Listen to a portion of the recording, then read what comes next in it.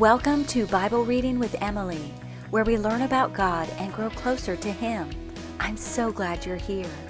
We are using the one-year historical plan from Blue Letter Bible, and you can start anytime by listening to Genesis 1 through 3 on the first episode.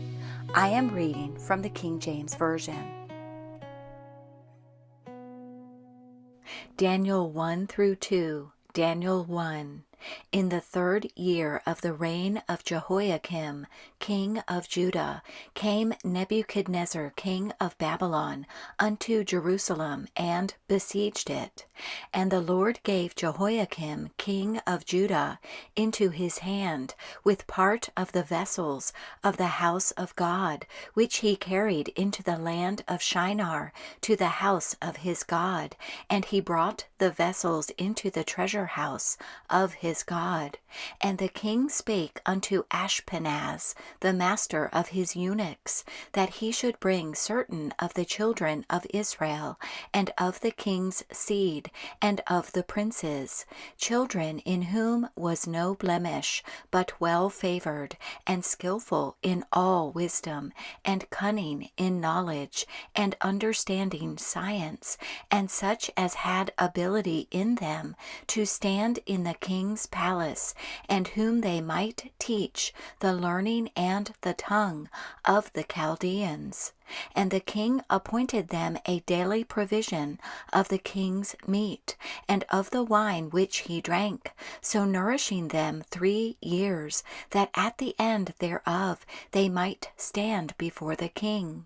Now among these were of the children of Judah, Daniel, Hananiah, Mishael, and Azariah, unto whom the prince of the eunuchs gave names, for he gave unto Daniel the name of Belteshazzar, and to Hananiah of Shadrach, and to Mishael of Meshach, and to Azariah of Abednego.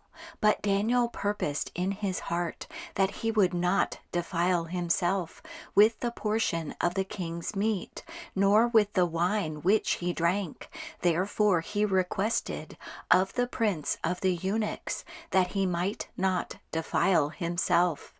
Now God had brought Daniel into favor and tender love with the prince of the eunuchs. And the prince of the eunuchs said unto Daniel, I fear my lord the king, who hath appointed your meat and your drink. For why should he see your faces worse liking than the children which are of your sort? Then shall ye make me endanger my head to the king. Then said Daniel to Melzar, whom the prince of the eunuchs had set over Daniel, Hananiah, Mishael, and Azariah, Prove thy servants, I beseech thee, 10 days, and let them give us pulse to eat, and water to drink. Then let our countenances be looked upon before thee, and the countenance of the children that eat of the portion of the king's meat, and as thou seest, deal with thy servants. So he consented to them in this matter, and proved them 10 days. And at the end of 10 days their countenances appeared fairer and fatter in flesh than all the children which did eat the portion of the king's meat. Thus Melzar took away the portion of their meat, and the wine that they should drink, and gave them pulse. As for these 4 children, God gave them knowledge and skill in all learning and wisdom, and Daniel had understanding in all visions and dreams. Now at the end of the days that the king had said he should bring them in, then the prince of the eunuchs brought them in before Nebuchadnezzar. And the king communed with them, and among them all was found none like Daniel, Hananiah, Mishael, and Azariah. Therefore stood they before the king. And in all matters of wisdom and understanding that the king enquired of them, he found them 10 times better than all the magicians and astrologers that were in all his realm. And Daniel continued even unto the 1st year of King Cyrus. Daniel 2. And in the 2nd year of the reign of Nebuchadnezzar, Nebuchadnezzar dreamed dreams, wherewith his spirit was troubled, and his sleep brake from him. Then the king commanded to call the magicians, and the astrologers, and the sorcerers, and the Chaldeans, for to show the king his dreams. So they came and stood before the king. And the king said unto them, I have dreamed a dream, and my spirit was troubled to know the dream. Then spake the Chaldeans to the king in Syriac, O king, live forever. Tell thy servants the dream, and we will show the interpretation. The king answered and said to the Chaldeans, The thing is gone from me. If ye will not make known unto me the dream with the interpretation thereof, ye shall be cut in pieces, and your houses shall be made a dunghill. But if ye show the dream and the interpretation thereof, ye shall receive of me gifts and rewards and great honor. Therefore show me the dream and the interpretation thereof. They answered again and said, Let the king tell his servants the dream, and we will show the interpretation of it. The king answered and said, I know of certainty that ye would gain the time, because ye see the thing is gone from me. But if ye will not make known unto me the dream, there is but one decree for you, for ye have prepared lying and corrupt words to speak before me, till the time be changed. Therefore tell me the dream, and I shall know that ye can show me the interpretation thereof. The Chaldeans answered before the king, and said, There is not a man upon the earth that can show the king's matter. Therefore there is no king, lord, nor ruler that asked such things at any magician, or astrologer, or Chaldean. And it is a rare thing that the king requireth, and there is none other that can show it before the king, except the gods, whose dwelling is not with flesh. For this cause the king was angry and very furious, and commanded to destroy all the wise men of Babylon. And the decree went forth that the wise men should be slain, and they sought Daniel and his fellows to be slain. Then Daniel answered with counsel and wisdom to Arioch, the captain of the king's guard, which was gone forth to slay the wise men of Babylon. He answered and said to Arioch, the king's captain, Why is the decree so hasty from the king? Then Arioch made the thing known to Daniel. Then Daniel went in and desired of the king that he would give him time, and that he would show the king the interpretation. Then Daniel went to his house and made the thing known to Hananiah, Mishael, and Azariah, his companions, that they would desire mercies of the God of heaven concerning this secret, that Daniel and his fellows should not perish with the rest of the wise men of Babylon. Then was the secret revealed unto Daniel in a night vision. Then Daniel blessed the God of heaven. Daniel answered and said, Blessed be the name of God for ever and ever, for wisdom and might are his.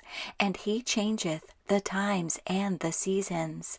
He removeth kings, and setteth up kings. He giveth wisdom unto the wise, and knowledge to them that know understanding.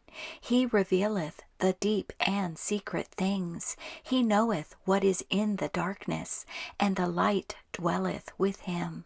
I thank thee and praise thee, O thou God of my fathers, who hast given me wisdom and might, and hast made known unto me now what we desired of thee.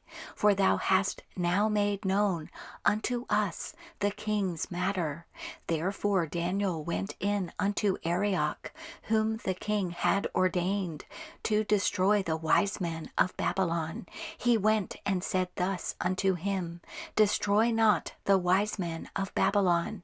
Bring me in before the king, and I will show unto the king the interpretation. Then Arioch brought in Daniel before the king in haste, and said thus unto him, I have found a man of the captives of Judah, that will make known unto the king the interpretation. The king answered and said to Daniel, whose name was Belteshazzar, art thou able to make known unto me the dream which I have seen, and the interpretation thereof? Daniel answered in the presence of the king, and said, The secret which the king hath demanded cannot the wise men, the astrologers, the magicians, the soothsayers show unto the king. But there is a God in heaven that revealeth secrets, and maketh known to the king Nebuchadnezzar what shall be in the latter days. Thy dream and the visions of thy head upon thy bed are these. As for thee, O king, thy thoughts came into thy mind upon thy bed, what should come to pass hereafter, and he that revealeth secrets maketh known to thee what shall come to pass. But as for me, this secret is not revealed to me for any wisdom that I have more than any living, but for their sakes that shall make known the interpretation to the king, and that thou mightest know the thoughts of thy heart. Thou, O king, sawest, and behold, a great image. This great image, whose brightness was excellent, stood before thee, and the form thereof was terrible. This image's head was of fine gold, his breast and his arms of silver, his belly and his thighs of brass, his legs of iron, his feet part of iron and part of clay. Thou sawest till that a stone was cut out without hands, which smote the image upon his feet that were of iron and clay, and brake them to pieces. Then was the iron, the clay, the brass, the silver, and the gold broken to pieces together, and became like the chaff of the summer threshing floors, and the wind carried them away, that no place was found for them. And the stone that smote the image became a great mountain, and filled the whole earth. This is the dream, and we will tell the interpretation thereof before the king. Thou, O king, art a king of kings, for the God of heaven hath given thee a kingdom, power, and strength, and glory.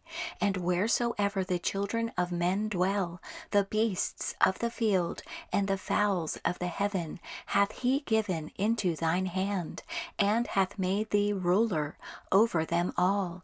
Thou art this head of gold. And after thee shall arise another kingdom inferior to thee, and another third kingdom of brass, which shall bear rule over all the earth. And the fourth kingdom shall be strong as iron, forasmuch as iron breaketh in pieces, and subdueth all things. And as iron that breaketh all these, shall it break in pieces, and bruise. And whereas thou sawest the feet and toes, part of potter's clay and part of iron, the kingdom shall be divided, but there shall be in it of the strength of the iron. For as much as thou sawest the iron mixed with miry clay, and as the toes of the feet were part of iron and part of clay, so the kingdom shall be partly strong and partly broken. And whereas thou sawest iron mixed with miry clay, they shall mingle themselves with the seed of men, but they shall not cleave one to another, even as iron is not mixed with clay. And in the days of these kings shall the God of heaven set up a kingdom which shall never be destroyed, and the kingdom shall not be left to other people, but it shall break in pieces and consume all these kingdoms, and it shall stand forever.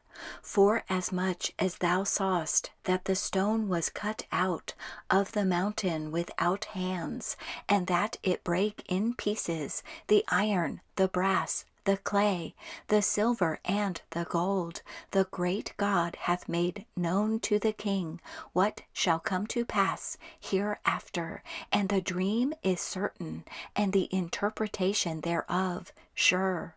Then the king Nebuchadnezzar fell upon his face and worshipped Daniel, and commanded that they should offer an oblation and sweet odors unto him.